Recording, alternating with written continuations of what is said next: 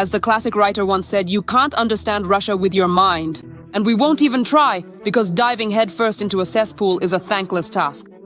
We'll just stick to tradition and try to guess what's fact and what's fake. Be vigilant, it's not easy. Ramzan Kadyrov has renamed the highest mountain in Chechnya, Kimsaylam, in honor of his son Adam.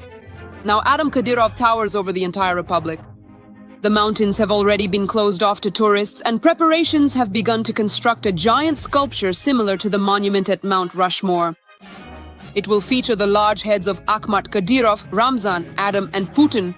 The project is promised to be completed by 2031 for Ahmad Kadyrov's 80th birthday.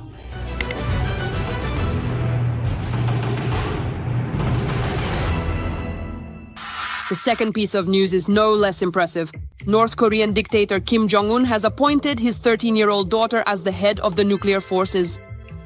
What? According to South Korean intelligence, the girl is already holding briefings with generals and giving them orders.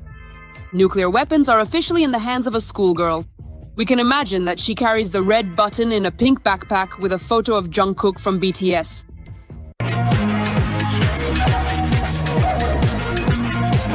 Now hit pause and write in the comments which of these two news stories is fake and which is fact. We warned you it wouldn't be easy. Let's continue. And the correct answer is, Kim Jong-un's daughter really is now the head of North Korea's missile forces. That's a fact. As for naming a mountain after his son, Kadyrov, he hasn't done that yet, but does anyone doubt that it will happen? We don't. So that's not really a fake, but more of a prediction. And now, here's a real fake from Russian propaganda. Recently, it was the anniversary of the occupation and annexation of Crimea. For more than 12 years now, the swamp state has been claiming that Crimeans have always dreamed of becoming part of Russia, and that everyone, in a single impulse, joyfully rushed to their native harbor. Putin is the president of peace. Hooray. Propaganda tried to paint a picture where everyone in Crimea is exclusively Russian, who've lived there since the time of Prince Vladimir's baptism. They supposedly needed to be part of Russia so desperately they'd accept anything, even stones falling from the sky. What's the name of that country?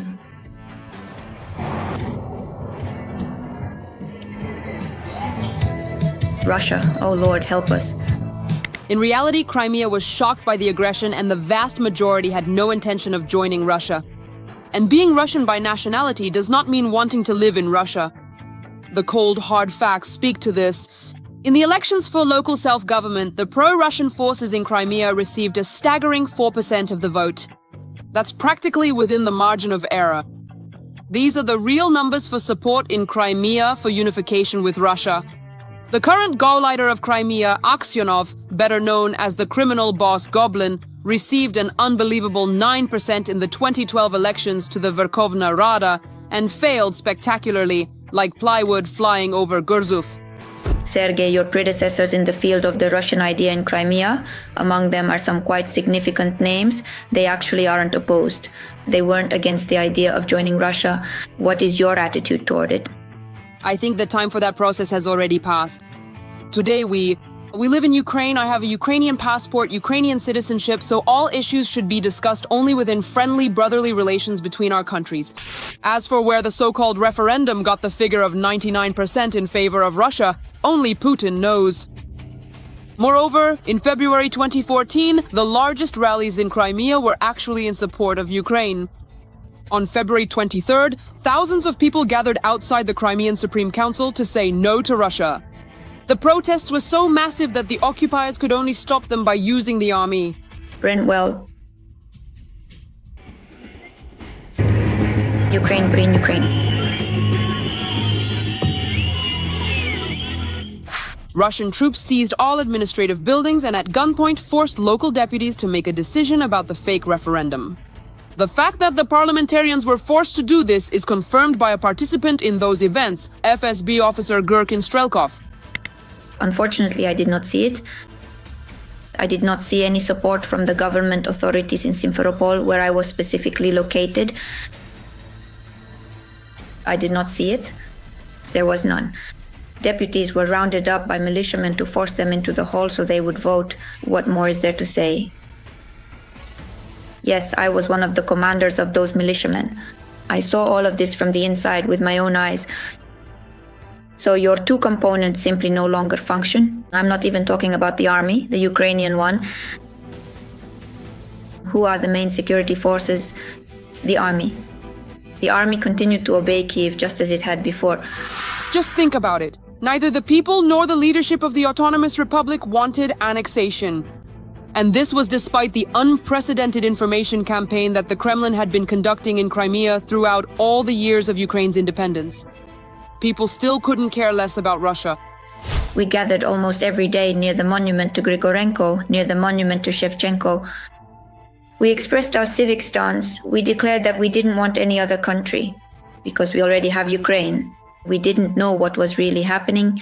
Yes, the Verkhovna Rada session was disrupted, but we didn't know that at that very time those little green men were already in the basements of the Verkhovna Rada, and that everything was already being prepared for the takeover during the night of the 26th to the 27th. Of course, the morning of the 27th was terrifying. When you wake up to a call from your neighbor who told her not to go to work, the entire center of Simferopol was blocked off in an instant. Today, the mood among Crimeans is even more anti-Russian. Even those few who once wished for stones to fall from the sky are now quietly horrified by life in Putin's paradise. Did we really vote for Russia so that Russia would leave us without a means of subsistence? Crimea provided jobs, but under Russia we were left unemployed. With Russia's arrival, prices went up and earning opportunities went down. The newcomers squeezed local businesses out, closed the beaches, and carved up the nature reserves. The tourist flow collapsed. Aksionov recently boasted that as many as 3 million tourists visited Crimea during the resort season. Even if you don't take into account that official statistics in Russia always lie and you need to divide by at least 2, it still clearly loses to the numbers before the occupation. In 2013, more than 6 million vacationers visited the peninsula.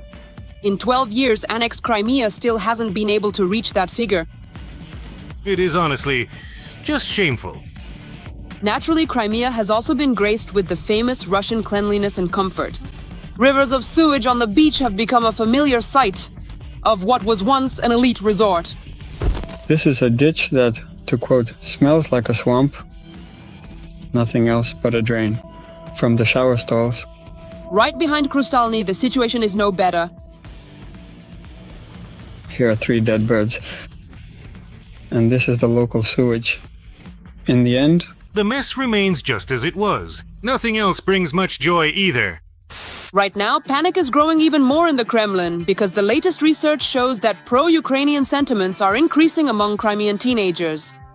Young people are increasingly seeking information from Ukrainian sources, learning the Ukrainian language on their own and communicating with each other in it. More and more young people, after finishing the rigid Russian school, are moving to live in territory controlled by Ukraine. Russia, it's generous from all sides. You just live, and all day long you're immersed in propaganda. Having completely lost the battle for minds, the Kremlin is frantically trying to act using old Soviet-style methods.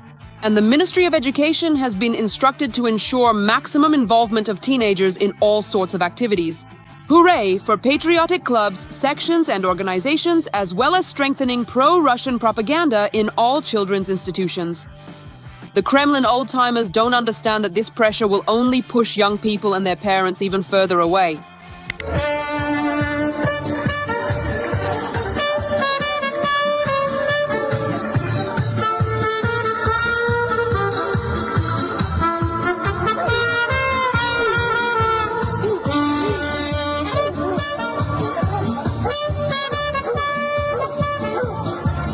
We are confident that if a legal, fair referendum were held in Crimea now, the majority, just like 12 years ago, would vote for Ukraine. There's a guy standing there smoking. You can tell he's a clerk, in a suit, stepped out for a smoke. And we're talking about something he doesn't like. Then he comes up and says, "Ma'am, tell me, are you from Sevastopol?" I say, "I've lived in Sevastopol for 50 years. I consider myself a Sevastopol native." And he says, "Let me tell you this. Those who lived under Ukraine, you should be driven out of here. Excuse my language." That really hurt me. You're not real Russians.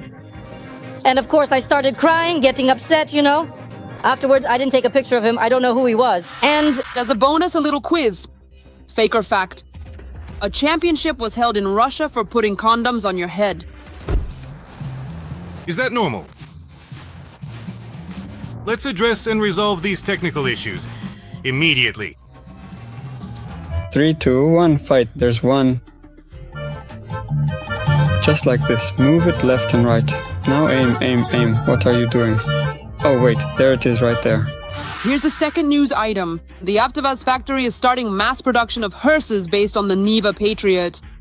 The thing is, the funeral services sector is the fastest growing business in Russia. What's fake and what's fact? Write your answers in the comments. I want to remind you that this video is created for entertainment purposes and contains elements of satire and irony. All facts and events are presented in a hyperbolized or exaggerated form to convey a comedic or dramatic effect. We do not aim to mislead, but simply focus on humor. Please take this with a smile.